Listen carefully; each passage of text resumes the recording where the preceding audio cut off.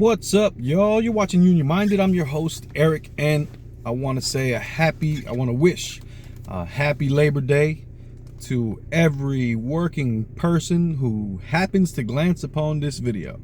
And if you don't see this video, well, happy Labor Day to you anyway. Get the vibes, feel the vibes. Today we're going to talk about Labor Day in honor of Labor Day. Looking at Britannica to give us a little bit of a history lesson on Labor Day. Expand upon it a little bit if I can. Hit the like button if you like the video. Hit the subscribe for the channel if you enjoy the content. Hit the notification bell if you never want to miss one.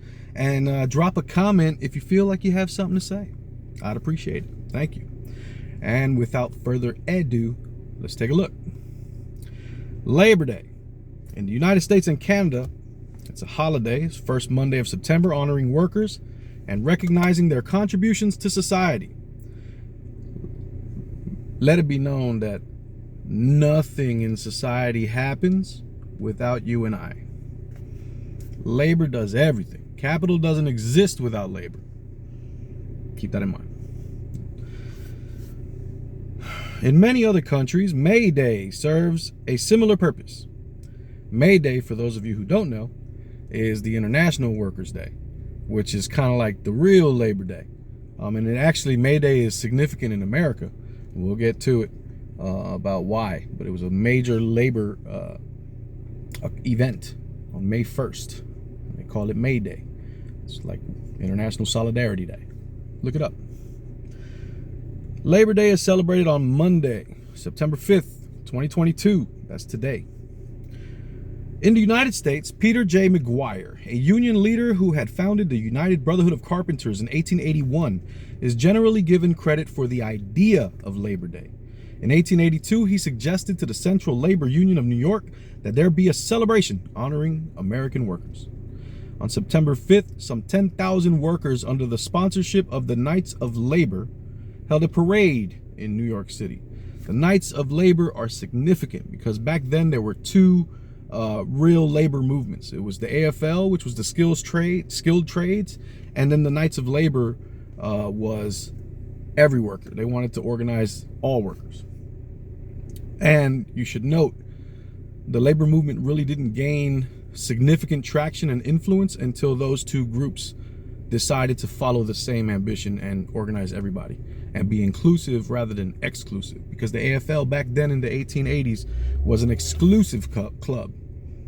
They kept everybody out and only let in a select few. Anywho, let us continue. The Knights of Labor held a parade in New York City. There was no particular significance to the date, and McGuire said that it was chosen because it fell roughly halfway between the 4th of July holiday and Thanksgiving. In 1884, the Knights of Labor adopted a resolution that the first Monday in September be considered Labor Day.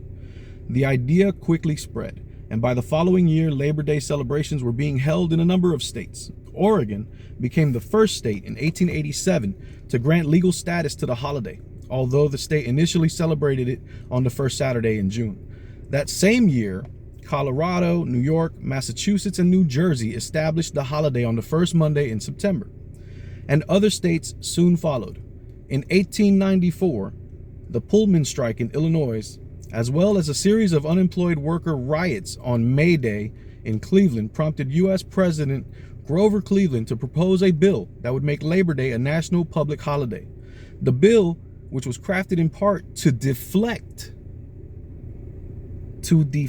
attention from May Day, an unofficial observance rooted in socialist movements, was signed into law in June of that year. So Labor Day was set to deflect attention from May Day because of the socialist aspect of May Day. But let us not be mistaken. It was the socialists and the communists of the 1880s and the early 1900s that really powered the labor movement. You got to keep that in mind. They were the people that were selling unity and strength in numbers. And if people didn't start buying into that message of unity and strength in numbers, that labor movement wouldn't have been strong enough to be able to fight and gain the wins that it got.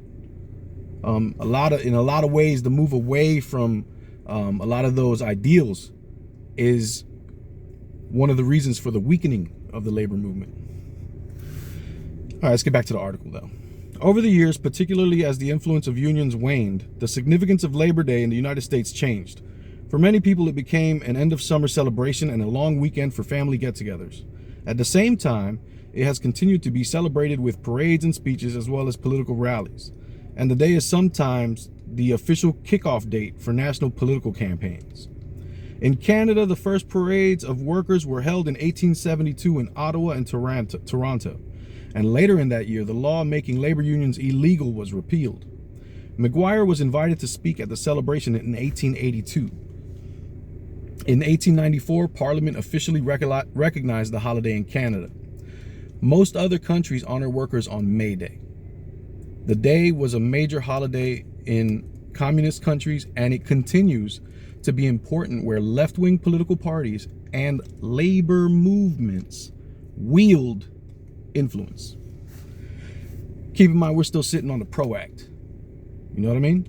It takes that solidarity, it takes that collectivism, it takes that ideal of unity and strength in numbers to really have enough strength to fight back against the owner class, because they fight with dollars. We have to fight with people. And if we don't all believe in the cause and we ain't all marching to the same beat, we're not a organized fighting unit. You know what I mean? And that's why we stay so fractured. But today is Labor Day. So I am going to wish all of you solidarity and love and hopes that you have a great work week and a great tomorrow. Enjoy the rest of your evening. I hope your weekend was fantastic. And keep in mind, the fight is not left and right. It's up and down. It's going to take solidarity to win always. Each one teach one. Get out there and reach one. Peace.